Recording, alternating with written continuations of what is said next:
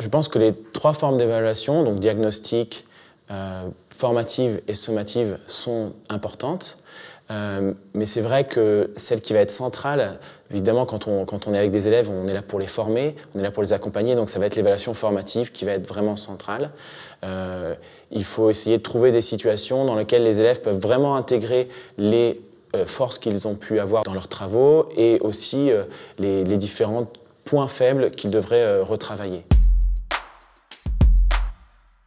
Le conseil premier, c'est de faire attention à mettre des consignes les plus claires possibles. Ce qui est clair pour nous n'est pas forcément clair pour les élèves. Il faut essayer, par exemple, dans les consignes, de reprendre toujours les mêmes mots.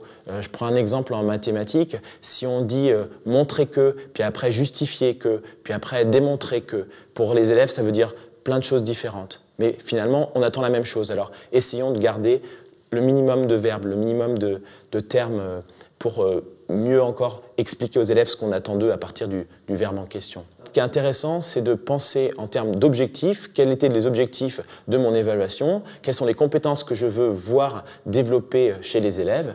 Et ça peut être intéressant de les mettre en en-tête de la copie, par exemple, donc en en-tête du devoir. Les élèves savent sur quoi ils vont être évalués, sur quoi porte l'évaluation. Une chose qui est importante, je crois, pour l'évaluation, c'est, dans la mesure du possible, de la confronter avec le regard de ses collègues. Si possible, la meilleure évaluation, c'est celle qui va être construite en équipe. Si on est en équipe, on va être capable d'avoir le contrôle des uns et des autres, et puis au final, pour une meilleure évaluation, sans compter la possibilité effectivement de gagner du temps dans la préparation de l'évaluation. Quelqu'un peut amener des idées, l'autre peut les formaliser, le dernier peut relire. Qu'il faut, je crois, se mettre dans une situation d'évolution, de formation, d'auto-formation par rapport à ça. L'évaluation qu'on va produire au début, ce ne sera pas celle qu'on fera certainement en fin de carrière. On va bouger autour de ça. Il faut aussi se rendre la correction intéressante. Voilà. Et la correction, elle sera intéressante si on ne dit pas seulement « ça c'est juste, ça c'est faux », mais si on se dit « tiens, où est le problème? Qu'est-ce qui peut être amélioré ?» Et surtout, si on en fait quelque chose. Parce que si on passe 30 minutes à corriger une copie, donc 30 minutes par copie par élève, et que derrière, les élèves récupèrent la copie et le mettent dans le sac, là, on a vraiment passé du temps pour rien.